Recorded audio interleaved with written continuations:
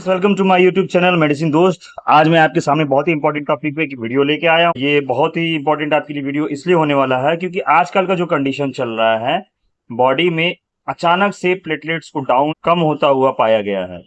ऐसे कंडीशन में आपको बहुत ही सावधानी से रहने की जरूरत है और ये एक प्रकार का अलर्ट समझे तो ज्यादा बेटर होगा, क्योंकि किसी का प्लेटलेट्स डाउन है और ऐसे कंडीशन में आपके सर पे बहुत तेज दर्द हो रहा है तो कई लोग सुने होंगे कॉम्बीफ्लॉम खा लेते हैं या फिर डिस्प्रिन ले लेते हैं।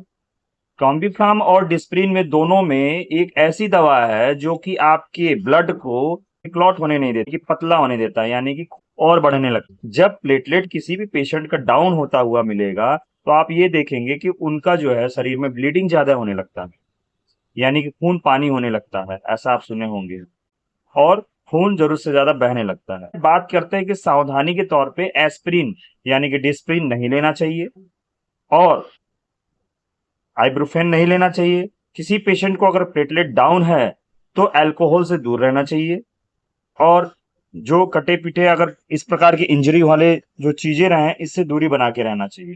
तो ये 3 चीजों का आप ध्यान रखें। प्लेटलेट्स अगर किसी बॉडी में डाउन हो रहा है तो ऐसे कंडीशन में 2-3 सिम्टम्स पाए जाते हैं। अधिकतर लोग नहीं समझ पाते हैं कि यह हुआ क्या है।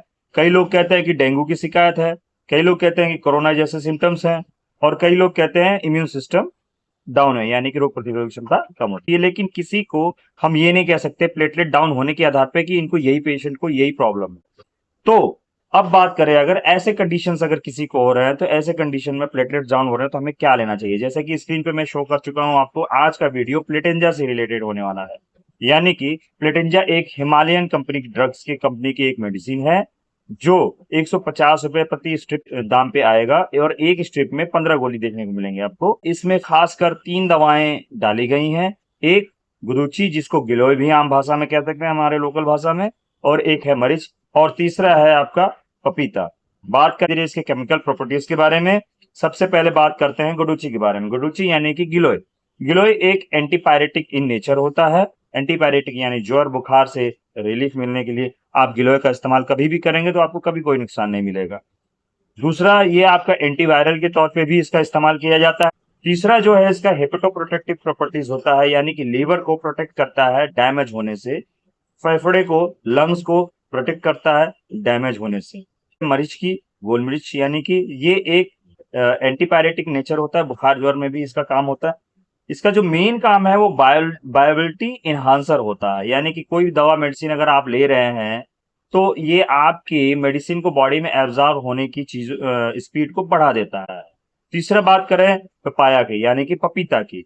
पपीता एक प्रकार का बहुत ही अच्छा प्लेटलेट्स को बनाने के लिए फल माना गया है और दवा के रूप में भी इसका इस्तेमाल किया जाता है। इसके पत्तों को यूज किया जाता है, जैसा कि आप गांव देहात में सुने होंगे, गिलोय पपीता गिलोय के जड़ी बूटी ले रहे हैं तो पपीते के पत्ते जरा साथ लिया करें, बहुत ही लाभदायक होता है।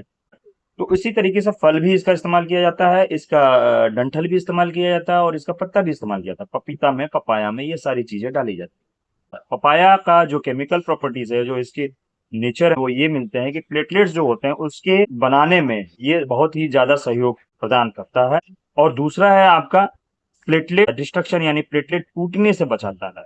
अगर टूट रहे हैं तो उसको ज्वाइंट या फिर उसको रोकने में मदद करता है। तो ये रह गए इसके केमिकल प्रॉपर्टीज के बारे में। तो प्लेटेंजा, हम ये नहीं कहते कि आप प्लेटेंजा ही लीजिए, बहुत सारी कंपनियां हैं जो प्लेटलेट से रिलेटेड यानी गिलोय पपीता रस से मिली जुली चीजें बना रहे हैं, बहुत सारी कंपनियां हैं। इसके यूजेस क्या है हमारे बीमारी में, आप देखेंगे कि प्लेटेंजा जो यूज होता है आपका, सबसे पहले लंग कैंसर में इसका बहुत ही अच्छा यूज देखा गया है।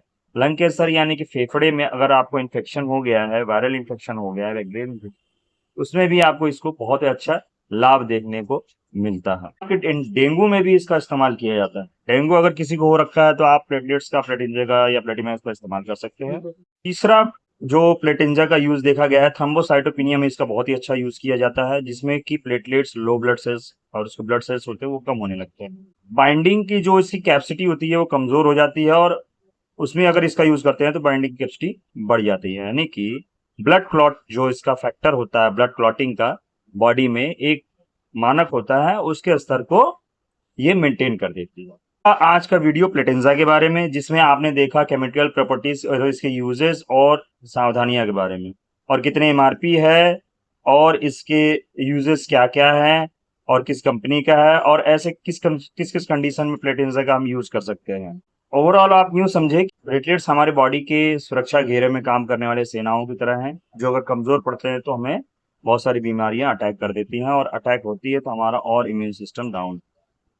अगर आपके बॉडी का इम्यून सिस्टम डाउन हो रहा है या आपको डेंगू है या आपको प्लेटलेट्स डाउन हो रहा है या फिर बॉडी वीक हो रही है, जॉइंट्स में पेन हो रहे हैं, बॉडी में पेन हो रहे हैं, हाई फीवर है, तो ऐसे कंडीशन में नज़दीकी अपने डॉक्टर से मिलिए, फार्मासिस्ट से मिलिए, सेल्फ मेडिकेशन ना करिए, जैसा कि मैं अपने हर वीडियो में आपको बताता हूँ।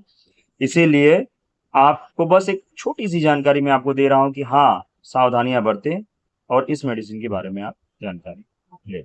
ओके, धन्यवाद, नमस्कार, जय हिंद।